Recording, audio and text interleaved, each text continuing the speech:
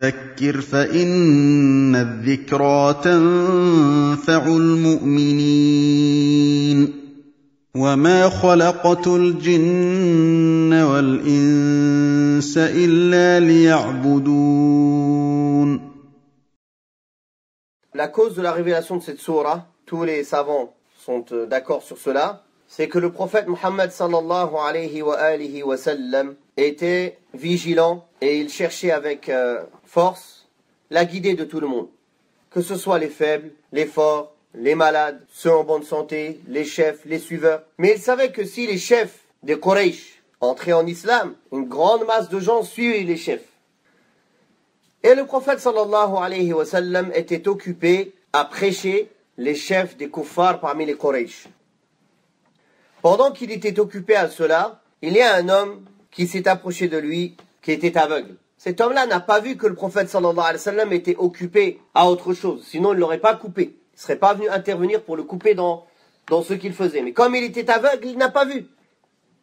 Et il est venu le voir pour le questionner, pour lui demander de lui enseigner ce qu'Allah tabaraka wa ta'ala lui a enseigné. Il lui a dit, enseigne-moi, ô messager d'Allah. Et comme le prophète sallallahu alayhi wa sallam était déjà occupé à parler à des gens, il s'est tourné, il a fait comme ça, c'est-à-dire qu'il était occupé à la da'wah, il a froncé les sourcils, et Allah tabaraka wa ta'ala a révélé cette sourate.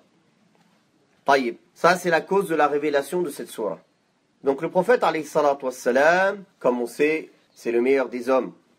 C'est celui qui avait le souci de la guider pour les gens jusqu'à s'en rendre malade, alayhi salatu wassalam, jusqu'à s'en consumer de chagrin. Jusqu'à qu'Allah tabaraka wa ta'ala lui ait tranquillisé et lui a dit Laysa laka min al-amri shay, tu ne détiens rien dans tes mains de leur guider. Qu'Allah les châtie ou qu'il leur accepte leur pardon, tu ne détiens rien de cela dans tes mains, au messager d'Allah. Sallallahu alayhi wa sallam. Donc Allah l'a repris ici, sur ce fait-là, pour que ce soit une leçon pour toute la communauté. Que les gens sachent que même une personne qui est aveugle, il faut lui donner son importance. Si elle est venue alors qu'elle cherche la guider, alors elle est prioritaire à d'autres, même si c'est des chefs, mais qui ne cherchent pas à la guider. Celui qui a la demande, il est prioritaire sur celui qui ne l'a pas. Et comme on sait, le prophète alayhi salatu wassalam, de son effort, lui il était occupé dans la da'wah, il s'est juste renfrogné, mais il ne l'a pas repoussé ou il n'a pas dit de mauvaises paroles, ni quoi que ce soit, alayhi salatu wassalam. Mais rien que cela, Allah ta'ala l'a repris sur cela. Et d'ailleurs, quand après cela, Ibn Maktoum venait au prophète sallallahu alayhi wa sallam, il lui disait marhaban, il dit bienvenue à celui par qui Allah m'a repris. Bienvenue à celui pour qui Allah m'a repris. Donc c'était pour montrer comment le prophète sallallahu alayhi wa sallam était. Donc voilà l'histoire de cette sourate.